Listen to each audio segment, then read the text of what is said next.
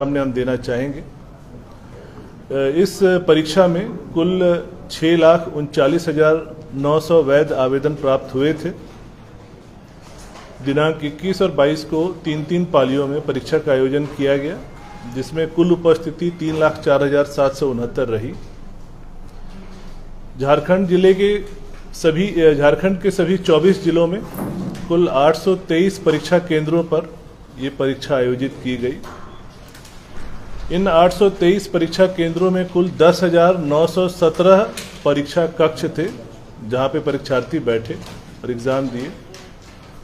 उन परीक्षा कक्षों के लिए कुल 26,671 वीक्षक नियुक्त किए गए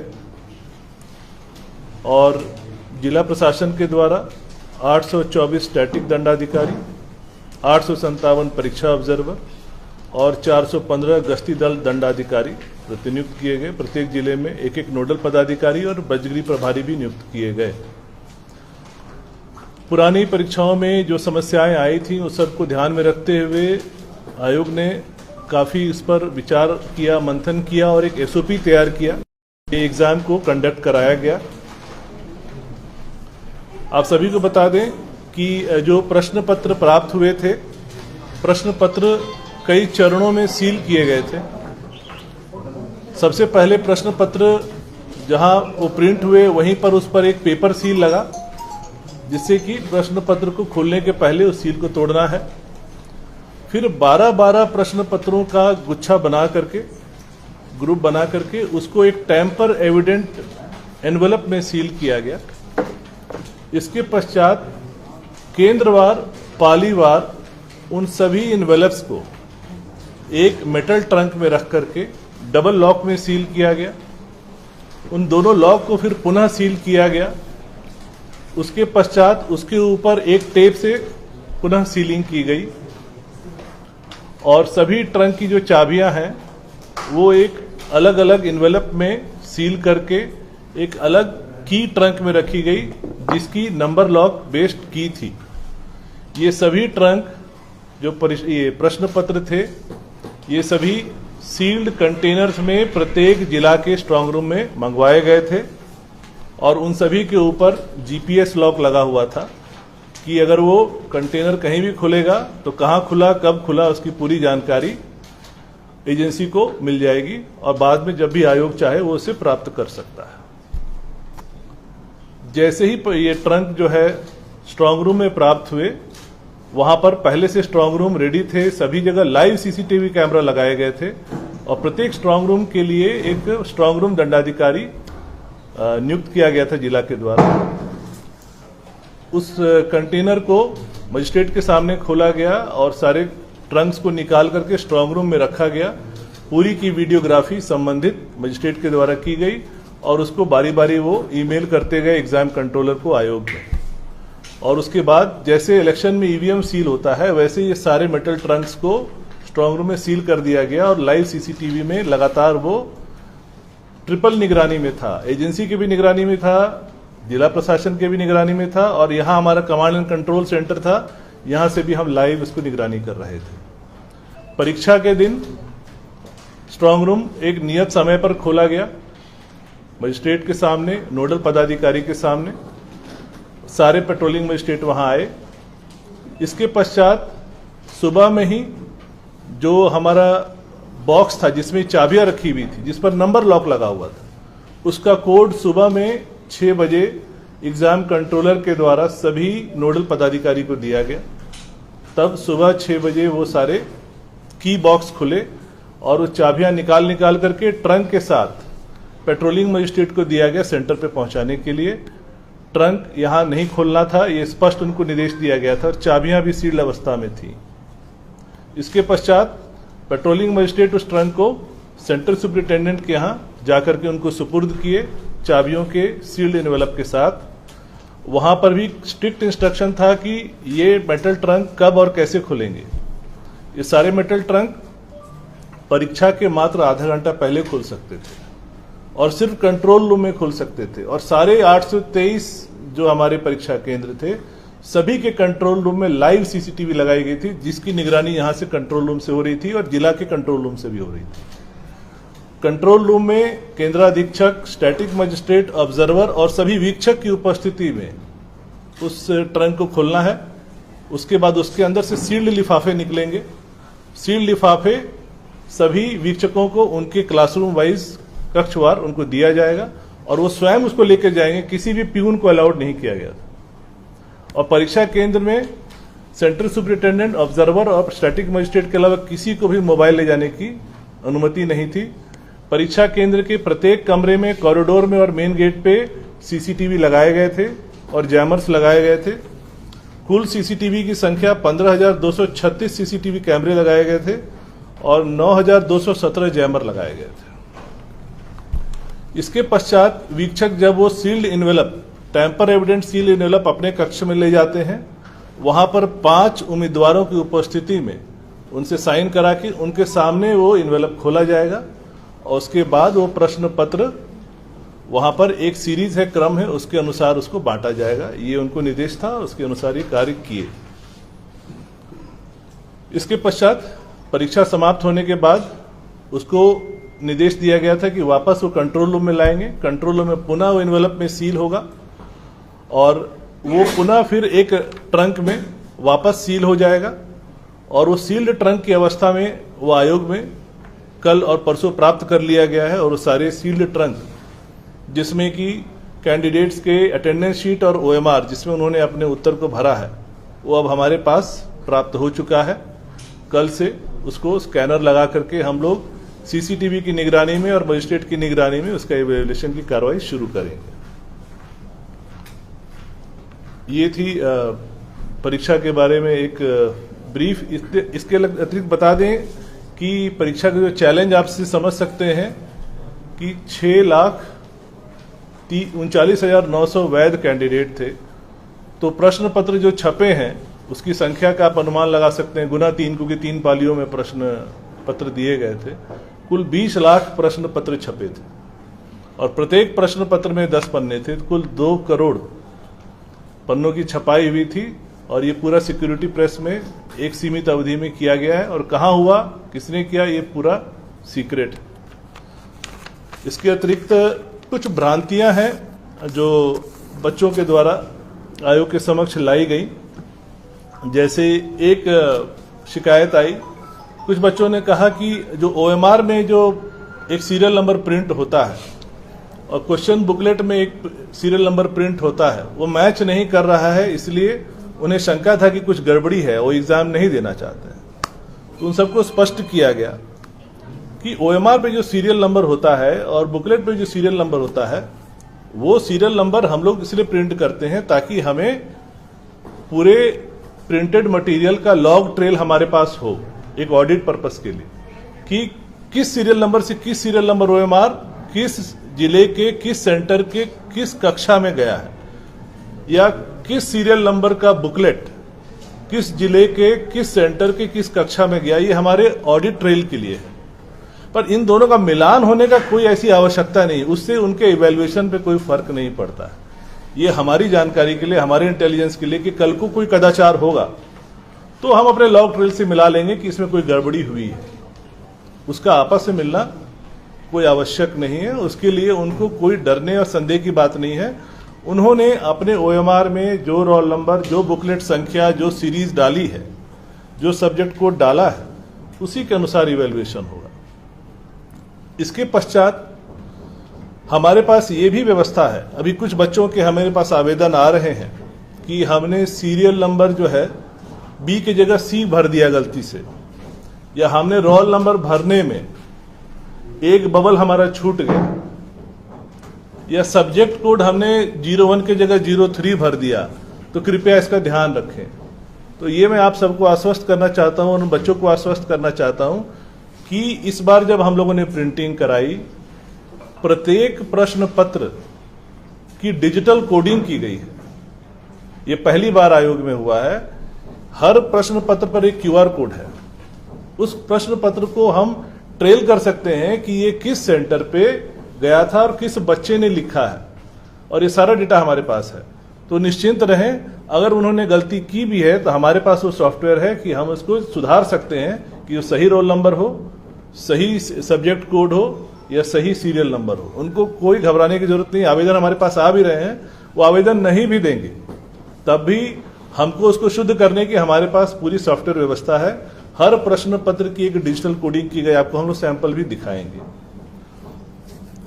और हम लोगों ने प्रिंटिंग के समय भी चीजें लीक ना हो, इसके लिए हम लोगों ने विशेष ध्यान ये रखा कि यहां पे जो प्रश्न पत्र की जो तैयारी होती है उसमें एजेंसी को ये काम दिया जाता है। एजेंसी भी, अगर हमें जैसे 2 शिफ्ट में एग्जाम लेना था जीके का, तो हमें 2 प्रश्न पत्र तैयार करने थे, तो एजेंसी ने 6 प्रश्न पत्र तैयार किए, 3 गुना, और उसको सील पैकेट में लाया गया आयोग में। आयोग की उपस्थिति में अध्यक्ष के द्वारा रैंडम 2 प्रश्न पत्र चुने गए जो सील्ड अवस्था में थे और उनको दे दिया गया प्रिंट करने के लिए। बाकी 4 आयोग में सील्ड अवस्था में रखे हुए हैं। वो 2 प्रश्न पत्र तैयार होने के लिए भी वो मल्टीपल एक्सपर्ट से क्वेश्चन लेते हैं, फिर वो कंप्यूटर में रैंडमली मिसमैच मैच होता है। वो किसी को नहीं पता चलता है कि फाइनल प्रश्न पत्र क्या बन रहा है, और वो भी 6 पार्ट में बनता है और उसमें से रैंडमली 2 सेलेक्ट होता है। प्लस इस बार हम लोगों ने एक और ध्यान रखा कि प्रश्न पत्र आपको हम दिखाएंगे, प्रश्न पत्र पे कहीं नहीं लिखा हुआ है कि ये एग्जाम किस पर्पस के लिए हो रहा है। झारखंड कर्मचारी चयन आयोग करा रहा है सीजीएल के लिए एग्जाम, ऐसा कहीं नहीं लिखा है। प्रश्न पत्र एकदम न्यूट्रल है, कोई देख के ये बता नहीं सकता है, प्रिंट करने वाला भी उसको पता ही नहीं है कि ये प्रश्न पत्र किस एग्जाम के लिए, किस आयोग के लिए छप रहा है, वो भी आपको दिखाएंगे। इसके अतिरिक्त एक भ्रांति और आई है, कुछ बच्चों ने कहा कि उनका जो पेपर सील है वो टूट गया था या खुला हुआ था। तो आपको मैंने जैसा बताया 20 लाख प्रश्न पत्र छपे, सारे सिक्योरिटी प्रेस में मशीन से प्रिंट हुए, सील हुए, पैक हुए। उसमें 1-2% संभावना है कि एडेसिव छूट गया होगा, सील नहीं हुआ होगा, पर उससे प्रश्न पत्र लीक होने का कोई खतरा इसलिए नहीं है क्योंकि वो पुनः एक टेम्पर एविडेंट एनवेलप में सील होता है, फिर वो मेटल ट्रंक में सील होता है, फिर वो सील्ड कंटेनर में ट्रांसपोर्ट होकर आता है। तो इसलिए सिर्फ पेपर सील के खुले रहने से प्रश्न पत्र की लीक होने का कोई खतरा नहीं है। पेपर सील का एक ही उद्देश्य होता है कि जब प्रश्न पत्र दिया जाता है कैंडिडेट को, तो हम लोग 4-5 मिनट पहले दे देते हैं, बांटने में सुविधा होती है। जब घंटी बजती है तब कैंडिडेट को पेपर सील फाड़ना होता है और तब वो प्रश्न पत्र खोलता है। सिर्फ इसी पर्पस के लिए दिया जाता है। इससे इसका मतलब ये नहीं है कि वो प्रश्न पत्र लीक हो गया या उसका कोई खतरा है। It could be 1-2% of a manufacturing defect जो हमारे प्रश्न पत्र को कहीं भी खतरे में नहीं लाता। कुछ आप लोगों को हम लोग वीडियो भी दिखाना चाहेंगे कि कैसे सेंटर्स में, जो हम लोग यहाँ से लाइव सीसीटीवी से देख रहे थे, कि कैसे जो ट्रंक थे कैसे उसको अनसील किया गया सभी के सामने कंट्रोल रूम में। तो वो एक वीडियो है, वो हम लोग दिखाएंगे आपको। इसके अतिरिक्त कुछ आपको हम लोग सैंपल दिखाना चाहेंगे। पहले एक हमको खुला वाला दिखाइए। ये अनयूज्ड मटेरियल है जो बच करके वापस आए हैं, उसमें से कुछ डेमोन्स्ट्रेशन के लिए। इस तरह के एनवेलप में सील था, एक सील्ड एनवेलप दिखाइए। इस तरह के टैम्पर एविडेंट एनवेलप्स में प्रश्न पत्रों को सील किया गया था, तो इसको आप खोल नहीं सकते, ये मुश्किल है। खुलेगा तो ये सील फट जाएगा। इसको काट के ही खोला गया है, तो अगर कहीं भी कोई इसको खोलेगा तो ये पता चल जाएगा। इसीलिए बोलते हैं टैम्पर एविडेंट एनवेलप इसको बोलते हैं। तो इसको जब खोला गया, इसको काट करके खोला गया। अब आपको दिखाते हैं एक प्रश्न पत्र। यही है वो पेपर सील जिसके बारे में लोग बात कर रहे हैं। ये एक छोटा सा पेपर सील होता है। इसका उद्देश्य होता है कि कैंडिडेट घंटी बजने के बाद इसको खोले, पर इसके ऊपर भी कई लेयर ऑफ सीलिंग है। यही है वो पेपर सील जिसकी इतनी चर्चा चल रही है। ठीक है, इसको खोलेंगे तब वो अंदर के प्रश्नों को पढ़ सकते हैं। इतना ही इसका पर्पस है। बाकी आप देख रहे हैं कि सारे टेम्पर एविडेंट एनवेलप्स में सील किए गए हैं। और किस तरह से चाबियों के लिए हम लोगों ने एक मेटल बॉक्स विथ ये सिस्टम किया था। इसके अंदर चाबियां सील्ड अवस्था में ऐसे एनवेलप्स में पैक की गई थी जिसको काट करके खोला गया था। और ये एक नंबर लॉक सिस्टम है। सुबह 6 बजे कोड दिया गया, तब वो खुला और ये चाबियां बटी। अब अनसीलिंग वाला वीडियो कहाँ दिखाएंगे इसको? उस तरफ इधर सब पूरा हो। हाँ, और कुछ और प्रश्न है तो आप लोग पूछ सकते हैं। हाँ, स्टूडेंट कह रहे हैं कि सेंट्रल जेएसएससी के 2 साल के क्वेश्चन है, जिसमें से मैथ और रीजनिंग के ज्यादातर सवाल मिले, 20 में से 16 मिल गए।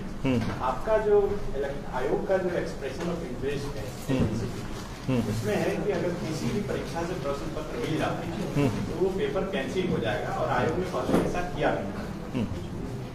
देखिए, पहली बात है कि आप भी परीक्षार्थी रहे हैं और हम भी परीक्षार्थी रहे हैं। हमेशा ये संभावना रहती है कि इस साल के प्रश्न पत्र में पिछले सालों के कई प्रश्न पत्र आएंगे। हमने 10th बोर्ड एग्जाम भी दिया है, जेई भी दिया है, यूपीएससी भी दिया है। क्योंकि क्वेश्चंस की संख्या सीमित है और कई एग्जाम्स होते हैं, तो लोग उन्हीं क्वेश्चनों को चलाते हैं। रैंडमली कभी भी रिपीट हो सकता है। और आपको जैसा मैंने बताया कि प्रश्न पत्र पूरी रैंडम व्यवस्था से किए गए। इत्तेफाक हो सकता है कुछ क्वेश्चन रिपीट हो गए हैं, पर इससे क्या लीक होने का प्रमाण मिलता है? मेरा प्रश्न आपसे ये है। नहीं, मेरा जवाब ये है, क्या ये सेटिंग का एक प्रावधान नहीं हो सकता? तो ये तो आशंका है। आशंका पर तो हमको प्रमाण दीजिएगा तो हम जांच करेंगे, लेकिन रैंडमली रिपीट होने की संभावना रहती है। 32 मिल जाना ये तो रैंडम है। अगर 21 तारीख का प्रश्न पत्र देखिए, वो भी रैंडमली सेलेक्ट किया गया, उसमें नहीं मिला। हमारे पास 4 प्रश्न पत्र सील अवस्था में और है, उनको देखेंगे, हो सकता है नहीं मिलेगा। तो रैंडमली सेलेक्ट किया गया है। कोई रिपीट हो सकता है, कोई रिपीट नहीं हो सकता। सर, जब हमने ग्राउंड रिपोर्टिंग करी तो स्टेशन पे जब बच्चे से हमने बात किया तो उसने कहा कि एग्जाम में दाखिल होने के ठीक पहले यानी 6:43 पे उसके पास मैसेज आता है और कहता है कि क्वेश्चन नंबर फलाना फलाना कि अगर आंसर ये होगा। 3 क्वेश्चन लगातार उसने एविडेंस में दिखाया कि अगर इस तरह के होंगे और अगर टैली होता है तो क्वेश्चन सेटिंग हो चुकी है, कुछ न कुछ भीतर से कुछ न कुछ। तो हमें प्रमाण दिया जाए, हम लोग जांच करने के लिए तैयार है। हमारे पास कोई प्रमाण लेकर के आएगा, निश्चित रूप से आयोग इसकी जांच करेगा। बापू वाटिका में प्रेस कॉन्फ्रेंस बुलाई गई थी, वहाँ पे सबूत उन लोगों ने रखे, उन छात्रों ने रखे। नहीं तो आयोग के समक्ष लाए ना, हम तो स्वागत करते हैं। सर, कई छात्रों ने ये भी आरोप लगाया कि उनके बगल में जो छात्र बैठे थे वो आंसर शीट ब्लैंक बिल्कुल छोड़ के आए। तो उसका उपाय ये है कि अगर कोई ओएमआर ब्लैंक छोड़ रहा है तो उसका उपाय यही होगा कि जब यहाँ इवैल्यूएशन होगा तो कोई उसका व्यक्ति जो है जाकर के ओएमआर को ब्लैक कर देगा। ये हो सकता है। अभी तो पूरा सील्ड एनवेलप और ट्रंक में आया हुआ है, सब यहीं पे रखा हुआ है, सब सील्ड है। तो आपको ये बता दें कि जो हमारी स्कैनिंग होगी, स्कैनिंग के लिए सीसीटीवी कैमरे लगाए गए हैं। एजेंसी तो जो करेगी ही करेगी, हमारा एक एक मजिस्ट्रेट हर स्कैनर पे रहेगा और वो एक पर्टिकुलर कमरे में होगा जिसके बाहर हमारे सिक्योरिटी गार्ड ये चेक करेंगे कि कोई भी व्यक्ति मोबाइल या कलम या पेंसिल अंदर लेके नहीं जा रहा है। उसको रैदर हम लोग अलाउ करेंगे वो टी शर्ट पहन के आएगा, कोई पॉकेट नहीं होना चाहिए उसके पास और बिल्कुल खाली हाथ अंदर जाएगा। तो जब ये होगा तो अगर किसी ने ओएमआर छोड़ा भी है उस उम्मीद पर कि शायद कहीं सेटिंग होगी तो उसका ओएमआर खाली ही रह जाएगा। क्वेश्चन पेपर अगर सील्ड नहीं रहता है तो अभ्यर्थी जो आरोप लगा रहे हैं उनका क्वेश्चन पेपर सील्ड नहीं था, तो ये भी तो एक खतरा है पेपर लीक अगर हो। वही तो मैं आपको समझा रहे थे कि वो उसका सील होने का खतरा नहीं है, वो एक मैन्युफैक्चरिंग डिफेक्ट है। जब आप 20 लाख प्रश्न पत्र छाप रहे हैं तो 1-2% में हो सकता है कि एडेसिव ठीक से नहीं लगा हो, खुला रह गया हो, लेकिन उससे लीक होने का खतरा कैसे? वो तो हमारे सील्ड एनवेलप में है, सील्ड ट्रंक में है। अच्छा सर, ये बात इतनी सिक्योरिटी आप बता रहे हैं, उसके बाद भी इस तरह के आरोप आना, क्या सीजीएल के जो एग्जाम हुआ है उसके व्यवस्था पर भी सवाल खड़ा नहीं करता है सर? देखिए, आरोप लगाने वाले अगर कोई प्रमाण देंगे तो हम आरोप को गंभीरता से लेंगे, अगर प्रमाण नहीं देंगे तो हम समझेंगे कि षड्यंत्र है। तो इशू यह है कि क्लैरिटी हमको प्रमाण के साथ आइए, बिल्कुल हम लोग जांच के लिए तैयार। अगर होगा गलत तो आयोग ही सबसे पहले उसको रद्द करेगा, पहले भी आयोग नहीं रद्द किया है। यही तो सवाल जो बच्चे उठा रहे हैं कि ओएमआर शीट खाली रह गया, सील टूटा हुआ मिला। ओएमआर शीट खाली रह गया, उसका जवाब हमने आपको दे दिया। सील टूटा हुआ उसका भी आपको हमने जवाब दे दिया। आप संतुष्ट हुए जवाब से?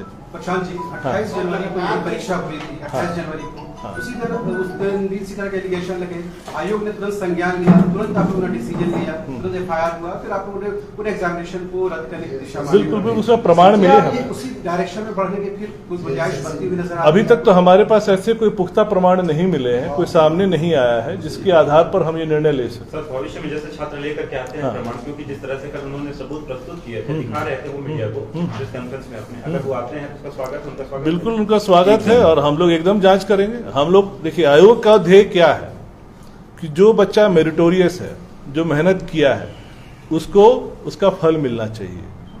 और इसीलिए हम लोगों ने पूरी कोशिश की है, इतना मेहनत किया, कम से कम समय में एग्जाम एजेंसी को प्रश्न पत्र देने और एग्जाम कंडक्ट कराने में भी हम लोगों ने कम से कम अवधि रखी, ताकि संभावनाओं को भी कितना हद तक हम कम कर सके। हर तरफ से हम लोगों ने कोशिश किया कि कहीं लीक ना हो, लेकिन इसके बावजूद भी अगर कोई लीक का प्रमाण लेके आता है और जांच में वो सही पाया जाता है तो निश्चित रूप से हम लोग अग्रतर कार्रवाई करेंगे इस पर। अच्छा, परीक्षा के दौरान इंटरनेट सेवा बाधित रही, आसानी हुआ परीक्षा लेने में, आप लोगों को कुछ फायदा आप लोगों को नजर आया? देखिए, इंटरनेट के विषय जो है अभी चूंकि हाईकोर्ट में सब जुडिस है, तो इस पर मेरा कोई भी कमेंट करना अभी उचित नहीं होगा। लेकिन आपको ये जरूर बता दें कि हाल ही में 15 सितंबर को आसाम में भी तृतीय वर्ग की परीक्षा हुई थी और वहां आसाम गवर्नमेंट ने भी मोबाइल इंटरनेट बंद किया और उनको इसका फायदा मिला। इसीलिए हम लोगों ने ये प्रयास किया। इसके आगे हम कुछ नहीं बोलेंगे क्योंकि मामला सब जुडिस है। कथित तौर पर पेपर लीक की बात थी, तब तक क्या इवैल्यूएशन को होल्ड में रखेंगे या आपका प्रोसेस कंटिन्यू चलेगा? देखिए, कथित तौर पे नहीं, अगर हमारे पास कोई पुख्ता सबूत लेके आएगा और जांच में हमें लगेगा कि प्राइमा फेसी कोई इशू है, तब निश्चित रूप से हम होल्ड पे रखेंगे। लेकिन आशंकाओं, अनुमान के आधार पर कोई निर्णय नहीं हो सकता है। स्टूडेंट और किस एजेंसी के द्वारा एग्जाम जो करवाए जा रहे हैं, किस एजेंसी के द्वारा करवाए? ये गोपनीय है, इसको नहीं बताया। उसी एजेंसी से हो रहा है हैं? एग्जाम उसी एजेंसी के द्वारा पहले भी दिए? नहीं, ये भी हम आपको नहीं बताएंगे, हम कुछ नहीं बता सकते, ये पूरी गोपनीय विषय है। सर, एक सवाल है कि 3 लाख से ज्यादा बच्चे पार्टिसिपेट किए, आपने सर कहा कि षड्यंत्र भी हो सकता है, क्योंकि 3-3.5 लाख बच्चों में मोटा मोटी बहुत कम लोग इसमें आवाज उठा रहे। अगर गड़बड़ी होता तो 3.5 लाख भी बच्चे आवाज उठा सकते थे। तो क्या आपको ये लगता है सर कि ये कुछ पॉलिटिकली भी हो सकता है? देखिए, मेरा इस पर कुछ कमेंट करना उचित नहीं रहेगा, बाकी आप समझदार हैं जी। मेरा हम आयोग का ही पक्ष है। 2016 के बाद सर ये परीक्षा 8 वर्षों से प्रयास हो रहा था और हम लोगों ने इस बार पूरा प्रयास किया कि इस बार हम लोग सफल हो जाए, और अभी तक तो उम्मीद है कि हम लोग सफलता की ओर बढ़ रहे हैं। एक और प्रश्न है सर, ये सवाल पेपर लीक से हटकर ये सवाल है। हाँ। जो पेपर 3 है जीएस का पेपर, उसमें ऐसा स्टूडेंटों का आरोप है जिन्होंने परीक्षा लिखा, वे कह रहे हैं कि जो सेंट्रल सीजीएल का जो मैथमेटिक्स का पूरा पोर्शन है वो सेंट्रल सीजीएल का पूरा पूछा गया। नहीं, हमने जवाब दे दिया। देखिए, आप भी परीक्षार्थी रहे, हम भी परीक्षार्थी रहे। जब हम आईटी की तैयारी करते थे, हम आईटी क्लियर भी किया, टफनेस पे सवाल था। तो हम 10 साल के पिछले क्वेश्चन पेपर्स को क्यों बनाते थे? ताकि कुछ उसमें से लड़ेगा। ये तो होता ही है, सवाल तो एक सीमा है ना, इन्फिनिट नहीं है, डेफिनेट नंबर ऑफ क्वेश्चंस हैं और इतने एग्जाम्स हो रहे हैं। वो तो जेएसएससी सीजीएल के सिलेबस और जो पुराने सवाल है उसके आधार पर तैयारी कर रहे हैं। हाँ। स्टूडेंटों का ये कहना है कि सेंट्रल सीजीएल के दो क्वेश्चन कर दिया गया, इसका मतलब ये टफनेस। तृतीय वर्ग के जो परीक्षाएं होती हैं सभी राज्यों में होती हैं और सेंट्रल गवर्नमेंट की भी होती हैं। प्रत्येक वर्ष ऐसी करीब 30-35 परीक्षाएं होती हैं। तो आप समझ सकते हैं कि इस देश में कितनी परीक्षाएं हो रही हैं, तो कहीं भी रिपीट होने की संभावना हमेशा रहती है। इत्तेफाक है, हम मान रहे हैं। लेकिन सीरियल बाय सीरियल भी हुआ है। वो तो रैंडम कंप्यूटर सेलेक्ट करता है, कुछ कॉमन भी हो सकता है। 21 तारीख को तो नहीं हुआ, 22 तारीख को हुआ, और भी हमारे पास 4 सील्ड है। अगर जरूरत पड़ेगा तो हम इसको खोल के चेक कर लेंगे कि उसमें भी रिपीट है कि परीक्षा नहीं। हुई थी सीजीएल वाला, उसमें हाँ। क्या आयोग के किसी कर्मचारी पर भी कोई डाउट है आपको कि उस रैकेट में हो सकता है शामिल रहा हो? देखिए, उस पर तो एफआईआर दर्ज है, एसआईटी गठित है, एसआईटी जांच कर रही है, तो उस पर मेरा कुछ भी अभी बोलना उचित नहीं रहेगा। एसआईटी के अभी अनुसंधान के अंतर्गत है। एसआईटी जब न्यायालय में जाएगी, चार्जशीट दाखिल करेगी, आप सभी के सामने होगा। लेकिन सर, झारखंड में ऐसा क्यों होता है कि कोई भी एग्जाम हो फेयर नहीं दिखता है, सवाल उठ ही जाता है? यही तो, इसीलिए तो हम लोगों ने इतनी मेहनत की ताकि इस परसेप्शन को बदल सके। बाकी एग्जाम लीक तो नीट का भी हुआ, यूपी में 2 पुलिस सर्विस के एग्जाम हाल ही में दोनों में लीक हुआ। इतनी बड़ी चैलेंज हो गया, इतना बड़ा समस्या है कि आसाम गवर्नमेंट ने हाल ही में 15 सितंबर को जो एग्जाम लिया उसमें उन्होंने मोबाइल इंटरनेट तक बंद किया। उसी से हम लोग को भी प्रेरणा मिली। आंसर की हमको लगता है जल्द ही जारी हो जाएगा। हमको लगता है 1 से 2 दिन, कितना टाइम लगेगा एग्जाम कंट्रोलर बताएंगे। कल तक आपको आंसर की जारी हो जाए। सर आपकी निष्ठा पर कोई सवाल नहीं, लेकिन एक मीडिया से इतनी दूरी आयोग की क्यों रखी है? हम लोग तरस जाते हैं आपसे इतिहास में पहली बार उसके मेंबर से मिलने के लिए। क्या आप पर पूरा विश्वास है? क्या ये दूरी खत्म करेंगे? बिल्कुल दूरी खत्म हो रही है। आज तो हम लोग बैठे हैं सामने। काफी समय के बाद ये दूरी खत्म हुई है। हमारे पास सवाल ये रहता है सीजीएल लेवल का एग्जाम भी तो इतने समय बाद हुआ है, 8 साल बाद। नहीं मतलब एक अटेम्प्ट हम लोग ले चुके, उस समय सफल नहीं हो पाए। अब इस समय हम लोग कोशिश कर रहे हैं। जारी हो जाएगा क्या? देखिए इस पर हम कैसे कर सकते, चुनाव कब होगा ये मुझे नहीं पता। हम अपना प्रयास कर रहे हैं, लेकिन आपको ये बता दें कि मेरी सारी तैयारी हो चुकी है स्कैनिंग करने के लिए। पहले ये जो सीक्रेट मटेरियल होता था कैसे आता था आपको बता दें।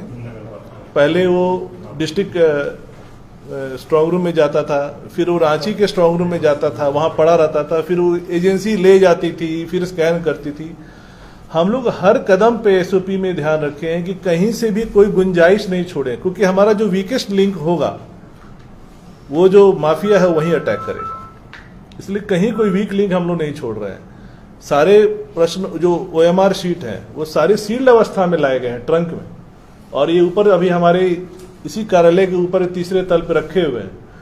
और परसों से उसकी स्कैनिंग हम लोग शुरू करेंगे, और स्कैनिंग भी हम लोग लिमिटेड टाइम के लिए कर रहे हैं। ये नहीं कि दिन रात हो रहा है अंधाधुंध, एकदम टाइम सेट करके मजिस्ट्रेट लगा के सीसीटीवी कैमरा की निगरानी में, ताकि एक भी ओएमआर पे कोई गड़बड़ी होने की संभावना नहीं हो। सर आपको सीजीएल परीक्षा की बधाई, लेकिन कई अन्य विभागों ने वैकेंसी भेज रखा है, क्यों चुपचाप हैं आप? नगर पालिका का और भी सर, रिजल्ट पालिका सर 11 महीने से रिजल्ट जारी नहीं किया। अच्छा, ये नगर पालिका के ये दिया। आ रहे हैं एक एक करके। आपने बहुत अच्छा प्रश्न किया। अब ये बताइए कि पिछले हाल के दिनों में लगातार हम लोग अनुशंसाएं भेज रहे हैं और नियुक्ति पत्र वितरण कार्यक्रम चल रहा है कि नहीं चल रहा है? इतनी गति से पहले चला है? आप ही बताइए, आप लोग ज्यादा बेहतर जानते हैं, हम तो नए हैं, आप लोग तो यहाँ पुराने हैं। तो सर इतनी स्पीड थी। तो जेई का अभी हम लोगों ने बहाली किया, शिक्षक का बहाली किया, पीजीटी का बहाली हुआ, इसके अलावा लैब असिस्टेंट का भी हम लोग भेज दिए हैं, और आईटीआई का हम लोग आज भेज रहे हैं। और इसके अतिरिक्त फिर हमको लगता है 27 तारीख ये एमबीआई का हम लोगों ने कर दिया। इंडस्ट्रियल का जल्दी ही, इंडस्ट्रियल का तो आज ही भेज देंगे। और जो म्युनिसिपल वाला बस वही एक बचा, बाकी तो सारा बैकलॉग हम लोगों ने क्लियर कर दिया। हाल तो सर बोल रहा है कि सारे एग्जाम विवादों में क्यों चला जाता है, कहीं कोर्ट में फंस जाता है तो सर रिजल्ट। हम तो प्रयास कर सकते हैं, विवाद में क्यों जाता है वो मेरे नियंत्रण में नहीं है। हम लोग सर अभी कुछ स्टूडेंट और टीचर के डेलीगेशन गवर्नर से मिले, 5 पॉइंट दिए, आप प्रमाण की बात कर रहे हैं। वो बता रहे हैं कि एक वीडियो एग्जाम शुरू होने से पहले 22 सितंबर का वायरल हो रहा है, जिसमें एक लड़का बैठकर आंसर पढ़ रहा था, और वही 20 आंसर के क्वेश्चन जो है एग्जाम में आए। बिल्कुल वो आए, हमारे पास भी आ जाए लेकर के। उसमें सर वो वीडियो में वो लड़का दिख भी रहा है जो भाग रहा है।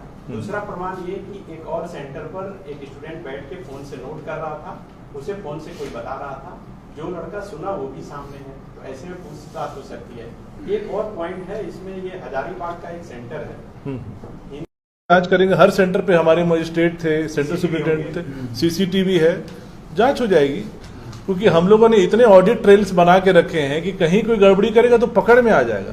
क्योंकि जो बच्चा आप बता रहे हैं कि अगर चोरी कर रहा है, उसके आंसर शीट को देखने से ही पता चल रहा है। देखिए ट्रेंड एनालिसिस से हम पता लगा लेंगे कि वो चोरी किया है या ईमानदारी से किया है ना। अगर चोरी किया होगा तो उसका एक एक सारा आंसर मिल रहा होगा, अगर वो ईमानदारी से किया होगा तो उसमें रैंडमनेस दिखेगा। वो तो ट्रेंड एनालिसिस करके हम निकाल लेंगे। आप हमको एग्जैक्ट उस बच्चे का जिस पर आरोप है उसका रोल नंबर दीजिए, हम लोग जांच कर लेंगे। सर अभी तक किसी भी अभ्यर्थी का कंप्लेन यहाँ पर नहीं आया है अभी तक हमारे पास। जो भी माहौल बनाया जा रहा है, राज्यपाल से भी मिल रहे हैं अभ्यर्थी, लेकिन आयोग के समक्ष नहीं आई। बिल्कुल अभी तक सवाल है कि आप प्रेस कॉन्फ्रेंस बुला रहे हैं, हाँ। लेकिन अभी तक जो अभ्यर्थी इतने बड़े मात्रा में, वो भी हिम्मत नहीं कर पा रहे यहाँ तक आने की, इतने सबूत के साथ आ जाए। जी ठीक है। अभ्यर्थी तो हमारे यहाँ आते रहते हैं, जैसे आज भी नगर पालिका सेवा वाले बच्चे आए थे कि हमारा एग्जाम जल्दी रिजल्ट निकाल दीजिए, तो हम लोगों ने आश्वस्त किए हैं कि एकदम एडवांस चरण में है, जल्दी ही अब उनका भी रिजल्ट निकलेगा। क्योंकि हमारे पास मानव संसाधन सीमित है, इतने सारे एग्जाम्स हैं, तो एक एक करके ही हम उसको निकाल सकते हैं। उनको भी आश्वस्त किया गया है कि उनका भी निकलेगा। इसके अलावा हम तो हमारे संसाधन सीमित हैं, इतने सारे एग्जाम्स हैं, एक एक करके ही निकलेगा। सर पिछले दिनों टीचर्स रिजल्ट निकाला गया था शिक्षकों का, उसमें से एक अभ्यर्थी ऐसे थे जिन्हें मुख्यमंत्री के हाथ में नियुक्ति पत्र सौंपा गया, तो दिव्यांग थे, और फिर बताया गया कि टंकन मिस्टेक से उनका रिजल्ट पब्लिश हो गया। क्या ऐसा मतलब ह्यूमन एरर पॉसिबल है? पॉसिबल तो है, लेकिन इसका हमको एग्जैक्ट जानकारी नहीं है। लेकिन देखिए, एरर, ह्यूमन एरर तो पॉसिबल है, तो आप भी समझ रहे हैं, हम भी समझ रहे हैं। लेकिन सीएम के हाथ से अगर आप किसी को फर्स्ट अपॉइंटमेंट दिलवा रहे हैं, अपॉइंटमेंट लेटर बनेगा तो किसी का भी अपॉइंटमेंट लेटर जो है माननीय मुख्यमंत्री के ये कर कमलों से वितरण हो रहा है। एक जो सवाल है, आयोग में जो मैन पावर है, खुद आप सेटिस्फाइड है और हैंड होनी चाहिए आपको? देखिए, इधर हाल में हम लोग को ठीक ठाक मैन पावर मिला है, मानना पड़ेगा। हम लोगों ने अनुरोध किया है और सरकार ने हम लोगों को इधर हाल ही में, हमको लगता है करीब 15-20 के आसपास काफ़ी हम लोग को मैन पावर मिला है। लेकिन देखिए, नया मैन पावर को सीखने में टाइम लगता है। आप समझ सकते हैं, ये बहुत टेक्निकल वर्क है। ये जो सामान्य सचिवालय में जब आप काम करते हैं तो इस काम से एकदम फाइल वर्क होता है। यहाँ तो टेक्निकल वर्क हमें ये देखना है कि जो चोरी करने वाला है, जो माफिया है, उससे कैसे हमें लोहा लेना है, ताकि उसको हम कोई वीक लिंक नहीं दें जहाँ से कि वो इस एग्जाम पर हावी हो सके, क्योंकि स्टेक्स आर वेरी हाई। अब तो यूट्यूब में देखते ही होंगे, लोग तो चलाते हैं कि इतना रेट चल रहा है, इसका इतना रेट चल रहा है, उसका आप समझ सकते हैं मतलब कितना हाई स्टेक्स है इस एग्जाम में। कौन सा स्केल से कौन सा स्केल तक मतलब एग्जाम लेती है, या किस कैटेगरी से किस कैटेगरी तक एग्जाम लेती है? हम लोग तृतीय वर्ग और चतुर्थ वर्ग का एग्जाम यहाँ से होता है, और क्लास 2 का एग्जाम जो है जेपीएससी लेती है। सर 2016 का जो मेरिट लिस्ट आप लोगों ने निकाला है, इसमें दिया हुआ है डायरेक्ट रिक्रूटमेंट, तो वो लोग का रिक्रूटमेंट किया जाएगा? ये तो स्पेसिफिक है, आपको अलग से सेक्रेटरी साहब पूरा डिटेल दे देंगे। हमको लगता है वीडियो